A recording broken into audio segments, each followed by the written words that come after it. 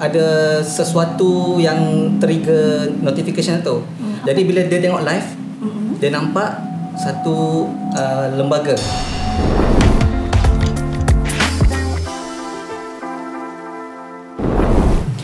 Assalamualaikum dan salam sejahtera. Selamat datang ke episod pertama kita, iaitu podcast Sembang Santai Media Permata. Okey, untuk pengetahuan anda penonton semua, podcast ini adalah wadah untuk perbincangan menarik dan trending untuk santapan bis kita, untuk bis kita mendengar untuk lebih lanjut lagi mengenai dengan perbualan santai dan bermaklumat dengan pelbagai topik-topik yang menariklah untuk kita ni ketengahkan khusus kepada penonton Media Permata YouTube TV. Okey, saya sebelum terlebih dahulu saya ingin memperkenalkan, saya pengacara Auda pada hari ini, Nordiana R. Dan sebelum kita memulakan episod ini, jangan lupa subscribe ke YouTube Media TV, Media Permata TV, dan klik dan like dan share. Okey, sebelum itu, sebelum kita meneruskan apa topik kita pada hari ini yang bertajuk, yang berkonsepkan kisah mistik, ada baiknya kita memperkenalkan dua orang jemputan kita yang tidak asing lagi lah di negara ini, yang mungkin boleh memperkenalkan nama masing-masing. Okey, sebelah saya. Nama aku Rashid. Bekerja di sebagai editor di Media Permata. Okey, nama saya Afiq, sama juga bekerja sebagai editor. Editor. Mungkin apa kabar bis kita pada hari ini? Alhamdulillah, kabar baik. Okey, mungkin macam kita pernahkah macam mendengar mengenai dengan kisah-kisah mistik yang kita alami lah? Selalu dengar. Selalu. Okey, mungkin macam boleh kita berkongsi lah macam mungkin pengalaman bis kita macam dulu-dulu, macam masa kita damit kah, masa ni kah, macam boleh kita berkongsi lah apa mengenai apa sebenarnya yang pernah kita alami lah. Rashid. Boleh. Kalau macam biasanya orang terdengar atau terbaca mengenai kisah misteri kan, tapi kali ini aku sendiri yang boleh dikatakan depan mata lah mengalami perkara mistik tu. Awal tahun lepas, lebih kurang awal tahun lepas macam tu, aku masa tu masih tidur. Lepas tu bila adik ipar aku, dia punya lakinya, dia terbangun pasal anaknya menangis. Anak damitnya, baby lah, anak damitnya menangis. So dia angkatlah, dukunglah anak tu. Lepas itu dia macam terasa sesuatu lah, macam nak ada rasa macam nak check CCTV punya notification. So dia tengok dekat CCTV tu ada sesuatu yang trigger notification tu. Jadi bila dia tengok live, dia nampak satu lembaga. Boleh bayangkan macam mana lembaganya? Lembaga tu tinggi dia lebih kurang satu tingkat setengah, hampir 2 tingkat rumah. Pasal rumah kami tinggal dalam 2-3 keluarga lah di rumah tu. Jadi bira saya dia tengok dekat CCTV tu, nampak ada sesuatu mendekati. Bayangkan kita berdiri sini, dekat depan ni tingkap bilik.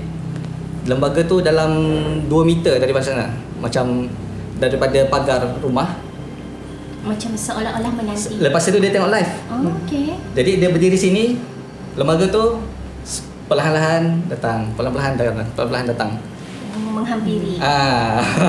Sebelum kita rehat dulu, kita sambung lagi tanya arah Afiq.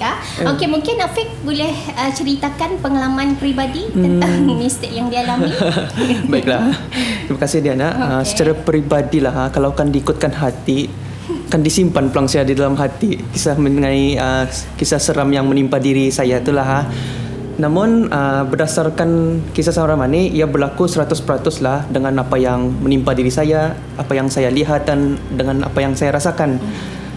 Namun ketika pihak Media Permata mempelawak kami dua untuk berkongsi cerita mengenai kisah seram ini, tidak apa-apalah. Mudahan sajalah mengenai perkongsian ini kita ni sama-sama nya orang ngambil pengajaran lah, insyaAllah. Yang pertama, kisah saraman ni berlaku sewaktu saya masih kecil, dalam umuran 11 tahun hingga 12 tahun macam itulah, in between macam tu kan. Ni orang, of course lah, tadi kanak-kanak kan juga adalah rasa takut kan melihat ni orang benda-benda macam tu kan, yang mana selalunya tadi hanya melihat benda-benda macam tu menerusi cerita saya kan, movie-movie macam tu kan. Sekalinya pada ketika itu mama saya lah, dia memberitahu kami ya macamnya my uncle punya anak bininya kena rasuk. Jadi seperti kan, macam kami pun terus-terus lah macam kambang je bulu kan atau kan. Ya mamaku betah tani melawat lah, akan melihat keadaannya apa kan contoh. So masa tu kami pun datanglah melawat dia kan ke rumahnya macam tu kan. Sekali kami lihat kan macam biasa je masih ni wah. My auntie ni kan macam dah ada apa-apa, ia bercerita macam biasa apa, tapi sebaliknya ada benda tu sampaikan sehingga kan ada ustaz datang untuk mengubati lah ya tu kan. Macam biasa saja, macam dia pun bagi salam pada ustaz tu kan, macam dia pulang terlebih excitednya orang. Tapi kami macam dah percayakan benda-benda macam tu kan pada asalnya kan. Sekalinya sudahnya ustaz tu memulakan macamnya lah sesi perubatan lah tu lah. Aku pun hairan lah masa tu, apa kan ustaz tadi bawa macam lada hitam dia apa kan untuk kerjaan tu kan. Sekalinya nya ustaz tu nya pegang anu tu babung tu macam tu kan, tapi bukan pelang saya pegang, macam adalah cousin saya yang dewasa sudah tu kan yang memegangnya tu.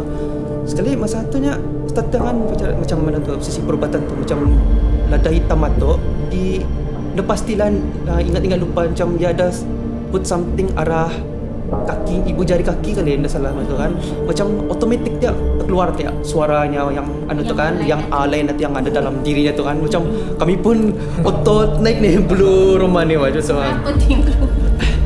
Macam payah dia kan nak jelaskan macam suara ada yang di dalam dirinya tu lah kan.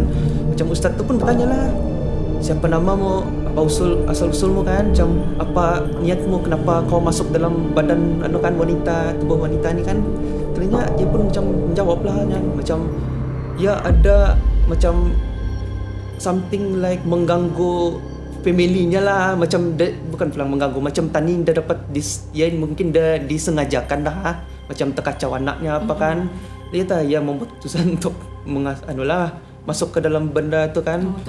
Macam mana tu kan, macam sekretariat tu lah, macam ni orang takutlah di fikiran-fikiran Tani lah masa tu kan. Tani masa tu masih kanak-kanak juga kan. Oh, minda lah Tani tahu menawarkan benda-benda macam tu kan orang kan.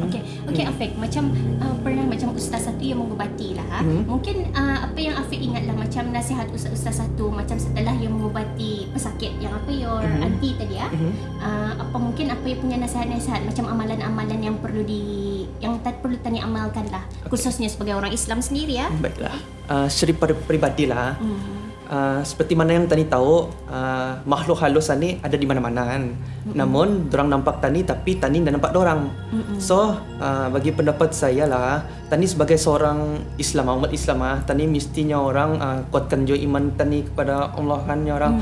Of course lah Tani percaya benda-benda itu, tapi orang Tani mesti juga macamnya orang jaga pertuturan Tani orang kan, tingkah laku Tani buatnya orang cakap pun jangan jual sembarangannya orang kan. Kadang-kadang menerusi takap yang bukan-bukannya macam yang something yang baik-baik itu boleh yang orang macam membuatkan seseorang atau mana tu. Tani pun dah tahu, ada orang yang lemah semangat kan juga kan. Macam orang lemah semangat itu fikir macam-macam, tak ada orang fikir kan macam benda-benda tu. Oleh itu taninya orang sentiasa sajalah dekatkan diri kita ni sama Allah Subhanahu Wa Taala. Ya, dengan baca ayat suci macam ayat kursi lah orang kan. Dan sajalah dengan semua tu taninya orang sama-sama dijauhi dari segala gangguan makhluk halus. Okey Rashid, berbalik kepada Rashid. Okey Rashid macam setelah macam yang benda tu yang makhluk-makhluk tu yang mendekati lah. Mungkin macam selepas dia tu macam apa reaksi lah yang lepas tu selepas masa itu secara langsung lah dia berdiri di sini sama anak damitnya. And then ada tingkap biliknya, tapi gelap lah pasal tak nampak malam kan, malam. Lepas tu lembaga tu makin hampir sampai betul-betul hampir dalam setengah meter macam tu. Macam kita di sini tingkap dia. Lepas tu dia macam mau cuba masuk lah tapi tak dapat masuk. Somehow tak dapat masuk rumah. Lepas tu benda ni berlarutan sehingga dalam 20 minit macam tu. Ada terekam dalam CCTV lah. Dan aku ada tunjukkan kepada rakan-rakan. Dia macam last year Rashid ada kawan rakan-rakan yang lain lah ceritakannya si Rashidnya ada melihatkannya CCTV-nya, yang dalam CCTV-nya tu dia melihatkan ada benda tu kan macam tu. Macam kami pun macam benar kan dia kan. Tapi when tapi terekam dalam CCTV nampak. Tapi pandang. So selepas lebih kurang 20 minit macam tu biras aku dia mengambil keputusan untuk kan kalau CCTV ni dia ada function, ada pelbagai fungsi lah. So salah satu tu dia keluarkan lampu. Jadi dia cuba on off lampu.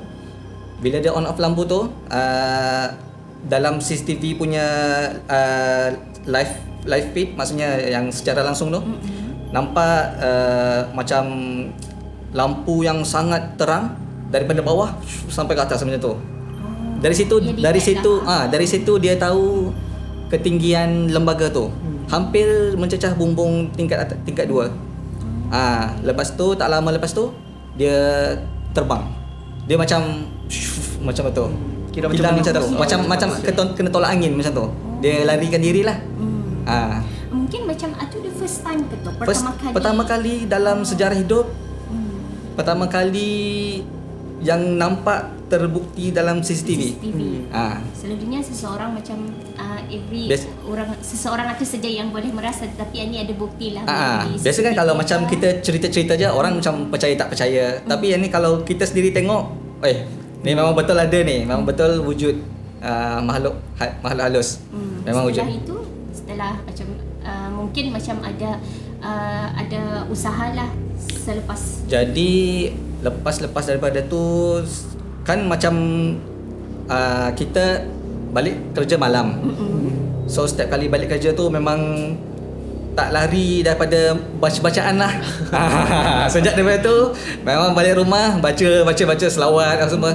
Memang tak tinggal lah orang cakap. Dan kalau nak tutup pagar kita baca 3 kul surah-surah dengan itulah. Okey, mungkin macam boleh secara rumus lah macam Rashid, macam dengan kejadian macam itu tu di alam mistik yang dapat dilihat secara tu mungkin ada memberi impak lah kepada diri sendiri lah ataupun keluarga. Secara ringkas sahaja Afiq atau pulang seperti mana yang saya nyatakan tadi kan, jangan tadi secara peribadi masa tu kan masih kanak-kanakan jangan adalah je rasa-rasa takut tu. Tapi kalau tadi fikirkan benda tu of course lah ni orang rasa tu takut atau kan ni orang macam yang saya cakap tadi, ni orang berdekatkanlah diri tadi kepada Tuhan lah dengan baca surah-surah macam tu kan. Okey Rashid, mungkin ada macam trauma kah apakah macam kalau dari segi trauma boleh katakan trauma lah pasal macam kalau kita balik kerja tu kita lihat belakang ada barang tu tak tutup pintu cepat-cepat sediakan kunci rumah terus masuk macam bayangkan macam mesti masuk rumah dalam masa 1 minit macam cepat-cepat. Jangan lupa bagi salam juga. Bagi salam di kanan. Jutaan terima kasih kepada kedua jemputan kita kerana dapat berkongsi lah segala pengalaman dan dalam kisah mistik masing-masing. Dan sebelum itu saya pun akan bercerita sedikit mengenai dengan pengalaman peribadi saya macam di alam mistik. Saya pun pernah mengalami masa saya balik malam lah jual. Balik dari office ke Tutong. Okey, mungkin macam masa drive tu kan macam melintas kubur di area Jerudong tu lah. Pelintasan highway balik tu macam keciuman something lah. Macam bau-bau wangi. Memang tapi dia boleh tegur. Memang dia boleh tegur. Saya diam saja. Saya pasang pulang ayat-ayat itu tapi macam sudah lama-lama dalam beberapa saat yang menghilang cuma tu saja. Artinya mungkin itulah sajalah macam sama je macam itu pengalaman pembacaan itulah untuk meninding diri kita ni. Okey, untuk mengakhiri episod kita pada hari ini, ada baiknya untuk saya mengingati lagi sekali kepada audio penonton untuk terus subscribe ke YouTube Media Permata TV dan klik like dan share. Assalamualaikum warahmatullahi wabarakatuh dan salam sejahtera. Jumpa lagi ke episod seterusnya. Terima kasih. Bye.